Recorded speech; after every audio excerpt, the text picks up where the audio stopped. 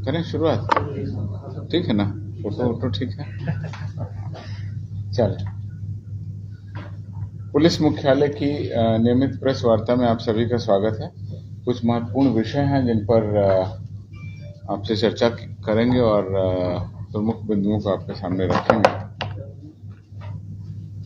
सबसे पहली सूचना और जानकारी ये है कि पुलिस मुख्यालय लगातार अपने कर्मियों के उत्थान कल्याण के लिए सजग और निरंतर है।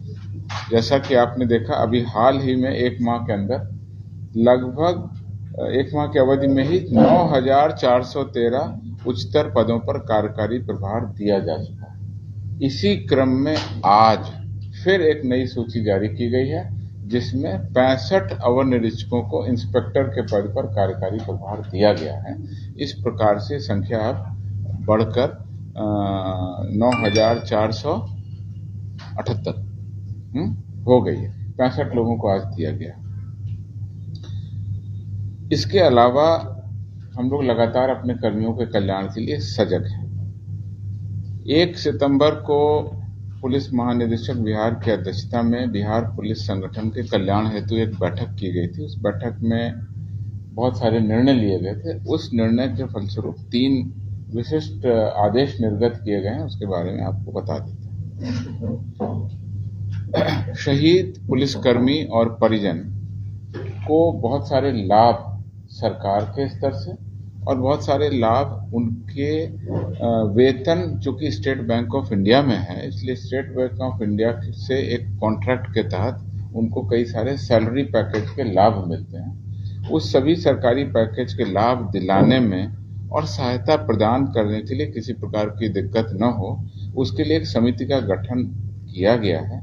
यह समिति शहीद पुलिस पदाधिकारियों कर्मियों को सभी प्रकार के मिलने वाले लाभों को प्राप्त कराने में शहीद पुलिसकर्मी के परिजनों को सहयोग करेगा। उस समिति में आईजी मुख्यालय अध्यक्ष, एआईजी कल्याण सदस्य और एआईजी बीसैप यानी हमारी बिहार विशेष 3 लोगों की कमेटी है। इसमें हमने मुख्यालय के आदेश से 10 अक्टूबर को एक आदेश निर्गत कर दिया है। किसी भी शहीद पुलिसकर्मी के परिजन को किसी भी तरह का लाभ मिलेगा तो ये कमेटी देखेगी कि ससमय उनको मिल जाए। दूसरी, पुलिस पदाधिकारियों और कर्मियों को सेवा अवधि में मृत्यु हो या पुलिस मुख्यालय जिला वाहिनी इकाइयों में नोडल पुलिस पदाधिकारी जो हम लोगों ने नियुक्त किए गए हैं उसमें उसका भी स्वरूप हम लोगों ने अभी निर्गत कर दिया है। पुलिस मुख्यालय के लिए एआईजी इंस्पेक्शन, सभी जिलों के लिए पुलिस उपाधीक्षक मुख्यालय, जैसे ही बैंक के नोडल पदाधिकारी का हमको पता चलेगा तो बैंक के वो हम सूचना भी आपको उपलब्ध कराएंगे। अभी फिलहाल हमने 2 दिन पहले मुख्य महाप्रबंधक भारतीय स्टेट बैंक स्थानीय प्रधान कार्यालय पटना गांधी मैदान को हमने पत्र भेज दिया। तो 3 तरह की कार्रवाई हमने की। पुलिस कर्मियों को मुख्यालय स्तर पर, जिला स्तर पर, वाहिनी के लेवल पर या इकाइयों के लेवल पर किसी प्रकार की दिक्कत न हो, इसके लिए हम लोगों ने ये आदेश निर्गत किया। इसके अलावा आपको 3 विशिष्ट विषयों पर हम जानकारी देना चाह रहे थे। सबसे बड़ी चीज ये कि हाल में हमने एक पुरस्कार नीति घोषित की है, जैसा आप लोगों को पता है, और पुरस्कार नीति के बारे में महत्वपूर्ण बिंदु मैं आपके सामने रखना चाह रहा हूँ, जिसमें फरार अपराधियों, उग्रवादियों की गिरफ्तारी, महत्वपूर्ण कांडों के उद्भेदन, गुमशुदा व्यक्तियों की बरामदगी में सूचना देने वाले सहयोग करने के लिए पुरस्कार घोषित करने की नीति सरकार के द्वारा निर्गत कर दी गई है। इसमें पुलिस मुख्यालय ने पहले उनको प्रस्ताव समर्पित किया था। राज्य सरकार के द्वारा वर्ष 2002 में, 2011 में, 2018 में विभिन्न प्रकार की नीति निर्धारित की गई थी। उनके उपरांत अब हमारा जो प्रस्ताव था अगस्त महीने में भेजा गया था, उसके उपरांत गृह विभाग के ज्ञापांक 12,227 दिनांक 10 अक्टूबर 2023 के द्वारा नई पुरस्कार नीति की घोषणा कर दी गई। इसमें अपराध की रोकथाम, नियंत्रण, विधि व्यवस्था, लोक व्यवस्था संधारण, पुलिस कर्मियों का मनोबल तथा आम जनता में पुलिस के प्रति विश्वास पर सकारात्मक प्रभाव डालने तथा आम जनता के द्वारा फरार अपराधियों, उग्रवादियों, उपद्रवियों के संबंध में जानकारी देने, कांड के उद्भेदन में जानकारी अथवा गुमशुदा व्यक्तियों की बरामदगी अथवा किसी आपराधिक घटना या सांप्रदायिक घटना के संबंध में सूचना देने के लिए प्रोत्साहित करने के उद्देश्य से जो निर्धारित मापदंड हैं उसके अतिरिक्त अपराधियों, उग्रवादियों की गिरफ्तार करने अथवा सूचना देने हेतु पुरस्कार की घोषणा की हम लोगों ने नीति बनाई है।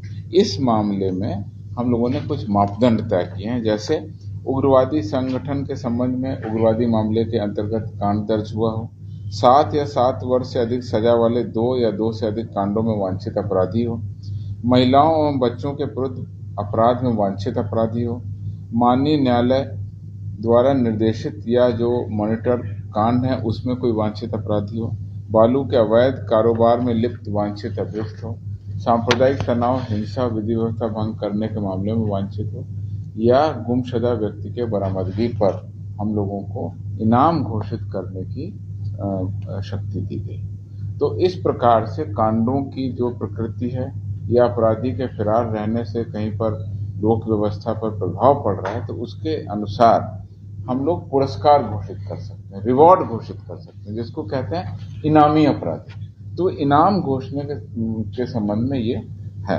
इसमें पहले की जो शक्तियां थी उनको बढ़ा दिया गया है। 3 लाख रुपए तक की पुरस्कार की राशि घोषित करने के लिए पुलिस महानिदेशक बिहार को सक्षम रहेंगे।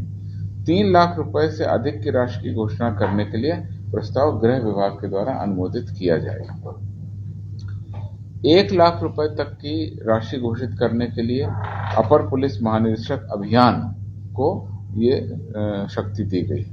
50,000 रुपए तक पुरस्कार की राशि घोषित करने के लिए रेंज के आईजी और डीआईजी को ये पावर दी गई है। और 25,000 रुपए तक के पुरस्कार की राशि घोषित करने हेतु पुलिस अधीक्षक स्वयं सक्षम होंगे।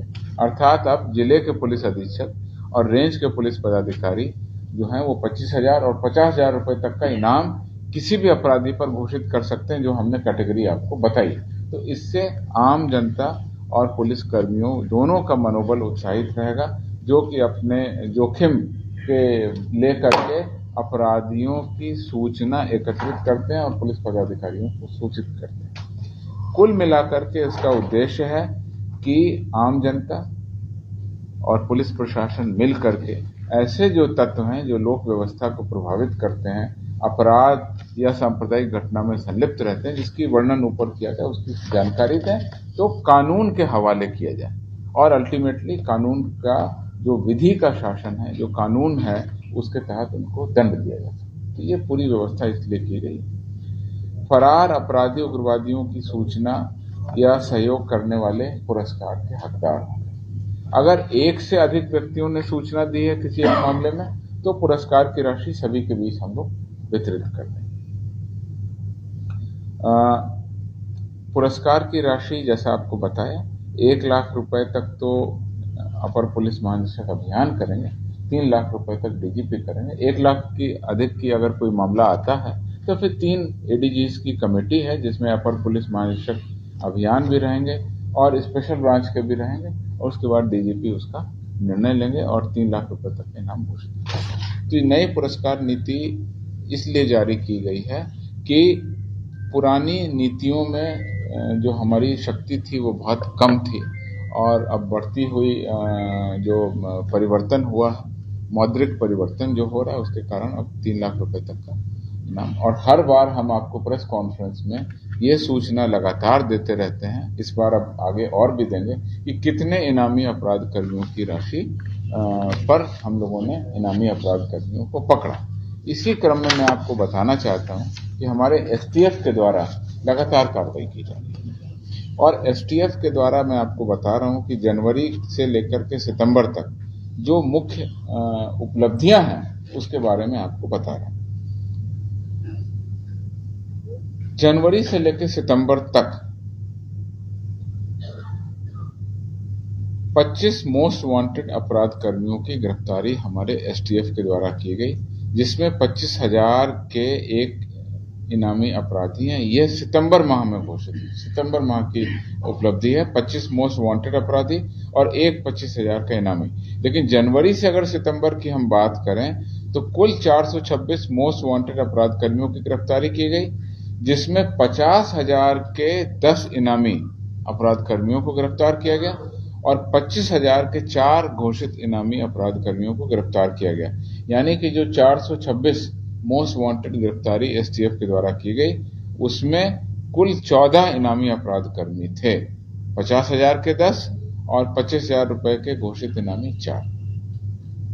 जो प्रत्येक जिले में हम लोगों ने टॉप 10 और टॉप 20 अपराध कर्मियों की एक सूची बनाई, उसमें से 97 लोगों को हमने जनवरी से लेकर सितंबर तक घोषित किया, गिरफ्तार किया है। इन 97 मामलों में हम लोगों ने गिरफ्तार किया। कुल देशी हथियारों की बरामदगी हुई है 190, कुल जिंदा कारतूस की बरामदगी हुई है 7,605 और इस पूरे जनवरी से लेकर सितंबर तक पुलिस के जो पुराने हथियार थे, जो अपराध कर्मियों या नक्सलियों ने किसी समय में गायब किए थे या लूटे थे, उन हथियारों की बरामदगी भी की गई है, जिसमें 5 हथियार हैं, AK-47 3, SLR 1 और 303 की राइफल 1। तो 5 पुलिस के हथियार भी हम लोगों ने बरामद किए। कुल डेटोनेटर, जिनसे बड़ी संख्या में लैंडमाइन और बम विस्फोटक उपकरण बनाए जा सकते हैं, उनकी 13,806 डेटोनेटर को भी हमने बरामद। तो ये कुल मिलाकर के हमारी उपलब्धि रही है एसटीएफ की, जिसके बारे में हमने आपको बताया। और इसमें जो सितंबर महीने में मुख्य उपलब्धि हुई है उसके बारे में बता देते हैं। सितंबर महीने में 25,000 के एक नामी अपराध कर्मी कुख्यात वांछित मनीष यादव सन ऑफ ललन यादव, साकिन भगवान टोला, थाना उचका गांव, जिला गोपालगंज को हमने गिरफ्तार किया। साथ ही साथ उसके साथ 2 अन्य अपराधी, सूरज चौबे जो उत्तर प्रदेश के थे और उसको सिवान जिला के हसनपुर थाना क्षेत्र से छापेमारी कर अवैध आग्नेयास्त्र एवं अन्य सामानों के साथ गिरफ्तार किया। अन्य भी बहुत सारी उपलब्धियां हमारी हैं, जिसका हम प्रेस नोट में आपको सामने रखेंगे। तो ये हमारी इनाम और इस साल की एसटीएफ की उपलब्धियों से संबंधित ब्यौरा था। कमजोर वर्ग जो हमारा है, जिसके द्वारा लगातार हम लोग ह्यूमन ट्रैफिकिंग और चाइल्ड लेबर, इससे संबंधित लगातार हम लोग कार्रवाई करते हैं, अनुश्रवण करते हैं मुख्यालय लेवल पर और जिला लेवल पर human trafficking anti human trafficking unit बना, AHTU anti human trafficking unit बना। उनके माध्यम से जिला स्तर पर भी कार्रवाई करते हैं। इसके कुछ आंकड़े हैं, मैं आपके सामने रखना चाहता हूँ। वर्ष 2020, 21, 22 और 2023 तक के अगस्त तक के आंकड़े हैं। पुलिस के द्वारा 2020 मैं क्रमवार बोलता हूँ, 2020 में 75 FIR, 2021 में 111 FIR, 2022 में 260 FIR और 2023 के अगस्त तक 198 FIR हमने दर्ज की गई। मुक्त कराई गई महिलाएं 2020 में 102, 21 में 149, 22 में 252 और अगस्त 2023 तक 102 महिलाओं को मुक्त कराया। इसी प्रकार से हमने पुरुषों को भी मुक्त कराया और उसकी सूचना हम प्रेस नोट में आपको दे रहे हैं। गिरफ्तार मानव तस्कर, यानी मानव तस्करी में जो अपराधी शामिल थे उनको भी हमने गिरफ्तार किया। वो आंकड़ा मैं आपके सामने रखता हूँ। 2020 में 247, 2021 में 331, 2022 में 5